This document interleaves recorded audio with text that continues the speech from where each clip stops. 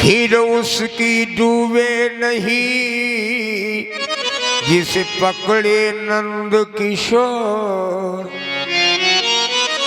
पांडवों ने तो अपने जीवन की रास कन्हैया के हाथ में दे दी। हमें चिंता नहीं अपनी, उन्हें चिंता हमारी है। हमारी नाव का रक्षक सुदर्शन चक्रधारी है। सुखदेव जी कहते परीक्षित, भगवान ने घोड़ों की मालिश की, मलहम पट्टी की, कल भी तो जोतना है। उसके बाद अर्धरात्रि की बेला में कन्हैया द्रौपदी के पास गए। कृष्णा, द्रौपदी चौंक करके उठ के बैठ गई। गोविंद, अचानक कैसे आए हो, क्या हुआ? भगवान के आंखों में आंसू आ गए। द्रौपदी बोली, आप तो रो रहे हो गोविंद माधव, आपके आंखों में आंसू? कन्हैया ने कहा, जिस भाई को ये मालूम हो जाए कि कल तुम्हारी बहन विधवा हो जाएगी, उसकी आंखों में आंसू नहीं होंगे तो क्या ओंठों पर मुस्कुराहट होगी? द्रौपदी बोली, मैं समझी नहीं।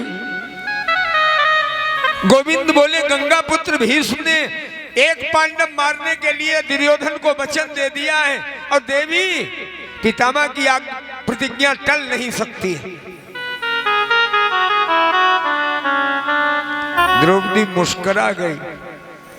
भगवान बोले, तुम तो हंस रही हो, कल तुम्हारा पति मारा जाएगा और तुम हंस रही हो। द्रौपदी ने कहा, चिंता वो करे जो अनाथ हो। पांडवों ने जब अपने जीवन की डोर आपको दे दी तो आप जाने, मुझे क्या लेना देना। भगवान बोले, वो तो बराबर, लेकिन मैंने तो प्रतिज्ञा की है कि मैं अपने बाप से पैदा हूं तो महाभारत में हथियार नहीं उठाऊंगा, लड़ भी तो नहीं सकता। देवी, एक उपाय है। द्रौपदी बोली, क्या है? कन्हैया बोले, एक काम करो, ब्रह्म मुहूर्त में चल के पितामह को प्रणाम कर लो। प्रणाम करने से क्या होगा? बोले, अभिवादन शील से नित्य वृद्धोपि सेविना तस्य चत्वारि वर्धन्ते आयुर्विद्या यशो बलम। अपने से वृद्ध को, अपने पूज्य को प्रणाम करने से 4 चीजें मिलती हैं, आयु, विद्या, यश और बल। देवी, ब्रह्म मुहूर्त में दुर्योधन की पत्नी पितामह को प्रणाम करने आएगी भानुमति। मैं चाहता हूं जो आशीर्वाद भानुमति की झोली में गिरने जा रहा है वो तुम्हारी झोली में गिर जाए। द्रौपदी बोली, जो आज्ञा। कन्हैया ने द्रौपदी को साथ लिया और ब्रह्म मुहूर्त में चले। पितामह तो नेत्र बंद किए पालथी मारे ध्यान कर रहे थे। भगवान दरवाजे पर खड़े हो गए। द्रौपदी से बोलने, बोलना नहीं, चुपके से जाओ, चरणों में माथा रख के प्रणाम कर लेना, आशीर्वाद मिल जाए तब बोलना।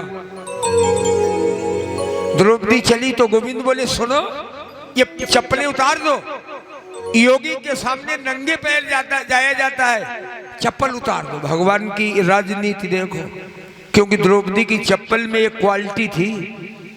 द्रौपदी का महाभारत में एक नाम आया है, पांचाली। देखो भैया, जो बच्चा जी को हो जाके जाए दे दो, बाकी महतारी को, बाप महतारी को दे फौरन। भाई कथा सुन तो भाभी ही पैदा कर दे जल्दी। लेखपाल को तमामन तो पैसा फूक हो जाती, भाई बाली बच्चा खिलवाओ।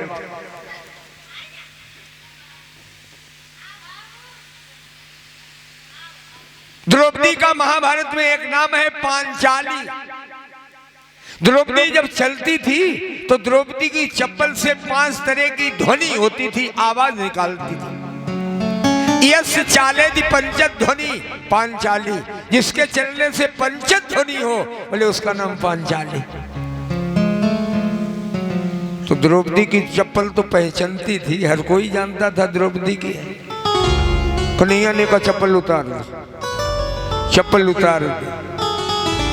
द्रौपदी जा रही है, प्रभु ने विचार किया ऐसा न हो कहीं तब तक भानुमति भी आ जाए तो चप्पल देख लेगी, पोल बट्टी खुल जाएगी। सो गोविंद ने चप्पल उठाई, पीताम्बर में लपेटी, बगल में दाब के खड़े हो गए। वाह, इसका नाम है भक्ति, इसका नाम भक्ति है। भगवान चप्पलें ढो रहे हैं। जाकर के द्रौपदी ने प्रणाम किया।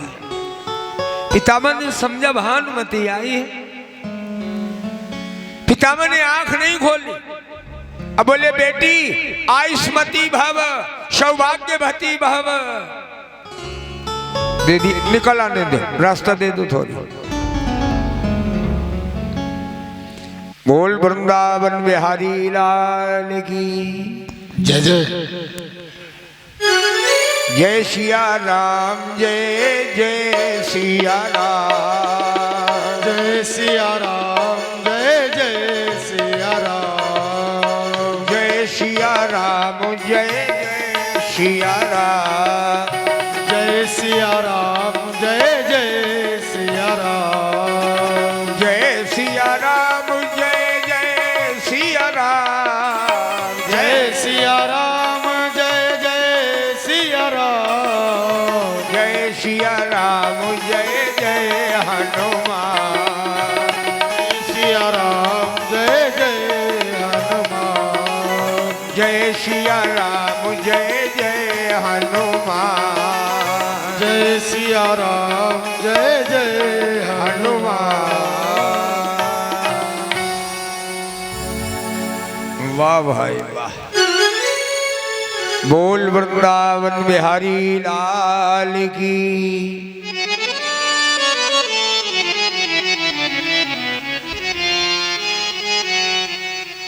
पितामह ने आशीर्वाद दे दिया।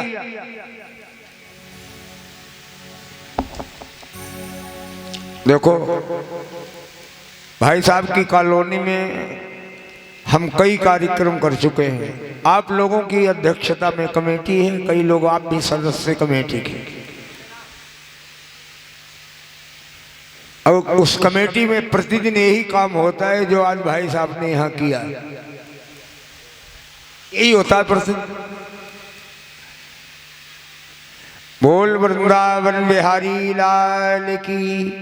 हेने बैठ जाओ, समझने नहीं बैठा ले, तीन सुना बैठा रही पहुंची। बोल कन्हैया लाल की।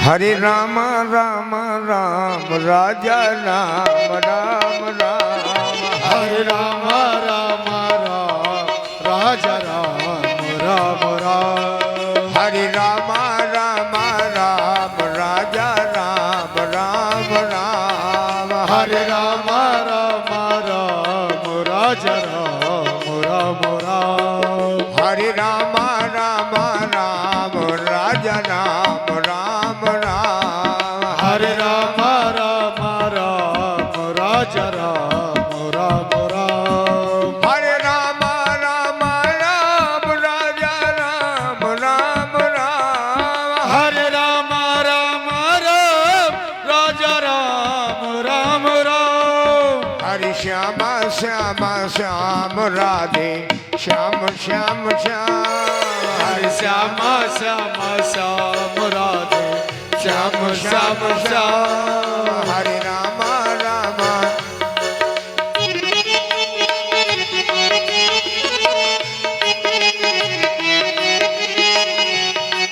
हरे राम राम राम राजा राम राम राम राजा राम राम राम राजा राम राम राम। बोल वृंदावन बिहारी लाल। लाल की जय। पितामह ने आशीर्वाद दे दिया, बेटी आयुष्माती भव पुत्रवती भव, सौभाग्यवती भव। आशीर्वाद मिल गया द्रौपदी। तो द्रौपदी ने पीछे मुड़ के देखा भगवान की तरफ। भगवान ने इशारा किया, आप बोलो, हो गया काम, बोलो। जो भगवान ने अनुमति दे दी, द्रौपदी ने कहा, दादा। द्रौपदी की आवाज सुनी, पितामह ने आंख खोली, बेटी तू? चौंक गए गंगा पुत्र। अरे मैंने आशीर्वाद तो भानुमति की झोली में फेंका, पर तेरी झोली में पड़ गया। पर ये बताओ, मेरे पास तुझे लाया कौन है? द्रौपदी बोली, मेरी एक दासी आई है। ये तो दास बने खड़े थे, पीतांबर में लपेटे, बगल में चप्पल डाले, पर द्रौपदी बोली दासी आई। भगवान ने विचार किया, अब गड़बड़ हो गया। सो भगवान ने चप्पलें निकाली, बगल में दाबी, पीतांबर ओढ़ लिया, एक हाथ का घूंघट मार के खड़े हो गए दासी बन के। पितामह ने कहा, नहीं नहीं, किसी दासी में इतनी बुद्धि नहीं है जो गंगा पुत्र भीष्म को फेल कर दे। जरूर कोई चाल है। कहाँ है दासी? का दरवाजे पर खड़ी। पितामह भागे, और जैसे ही दरवाजे पर आकर के गंगा पुत्र भीष्म ने देखा तो क्या दिखाई पड़ा कि ड्योढ़ी पर जैसे नजर पड़ी, ड्योढ़ी पर जैसे नजर पड़ी। अरे ड्योढ़ी का रंग निराला था।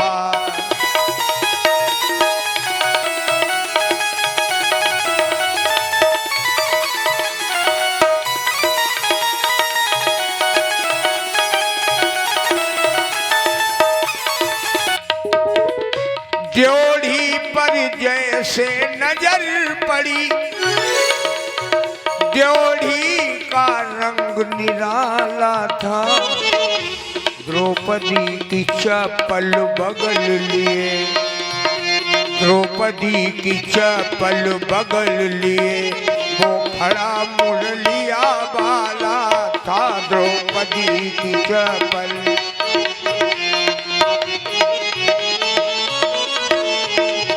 खड़ा मुरलिया वाला था, वो खड़ा मुरलिया।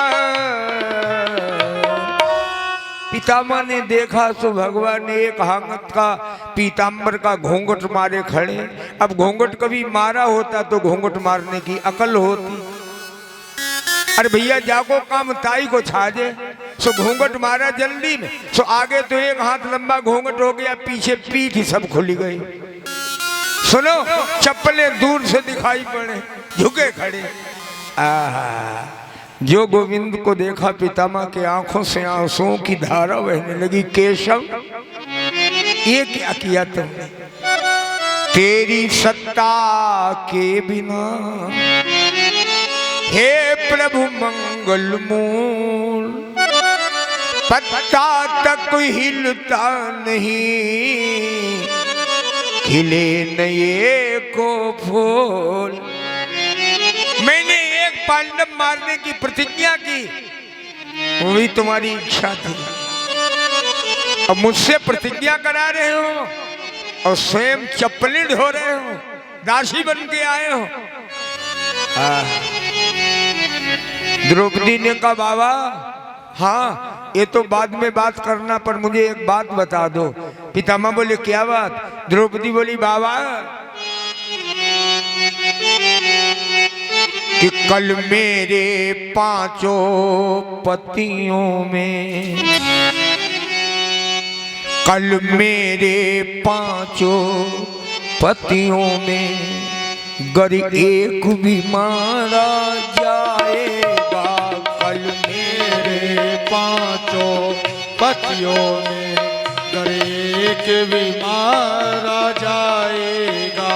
कल मेरे पांचों पतियों में गर एक भी मारा जाएगा।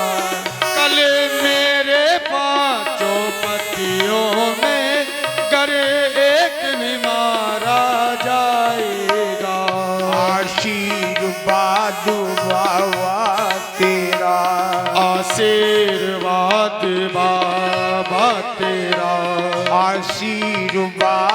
वाह तेरा झूठा तो नहीं कहाएगा।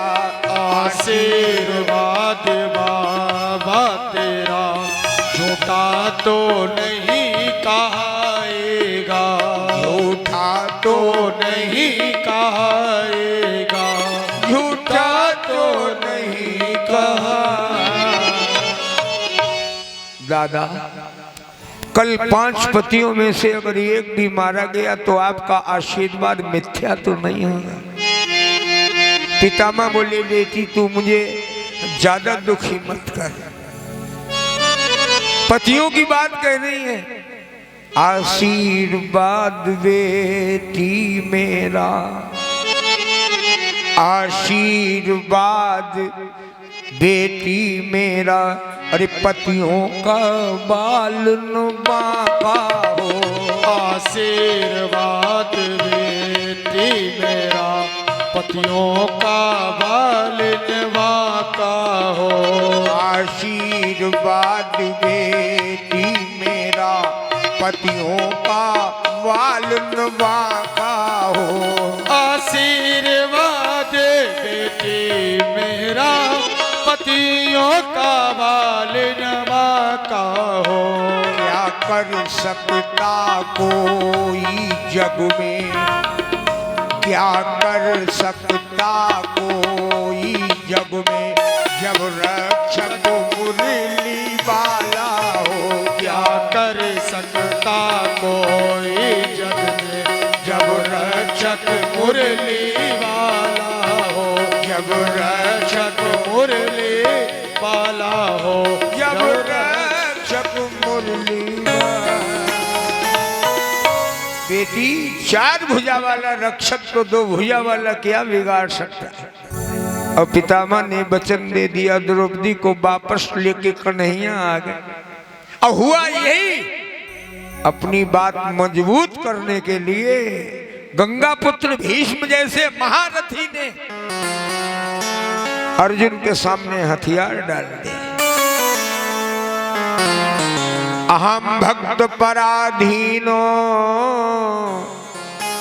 भगवान कहते मैं भक्तों के अधीन हूं, वचन दे चुका। इसलिए संत कहता है, जिनकी उठी बात समाजते गई, अब ते मरे तो मरे, न मरे तो मरे से। पहले जमाने में आदमी बात का बहुत पक्का होता था। क्यों भाई? है तो आज भी पक्का, लेकिन आज एक शर्त है, कोई बात करो किसी आदमी का 2 मिनट लुको ने घरे पूछ ले। है तो पक्को नियम को बगैर पूछे ना बात करते कछु।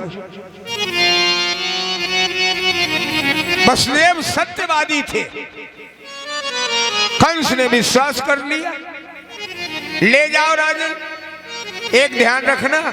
हाँ, कंस ने कहा देवकी से ममत्व करना, पर संतान से मोह मत करना। वसुदेव ने वचन दिया, देवकी को लेकर के वटेश्वर चले। सुखदेव जी कहते, परीक्षित, कंस चिंतित होकर के वापस आया, बैठ गया उदास हो। अथ काल उपावृत्ते देवकी सर्वदेवता, पुत्रान् प्रसवे चाष्टो, कन्या चैवानुबसरम्।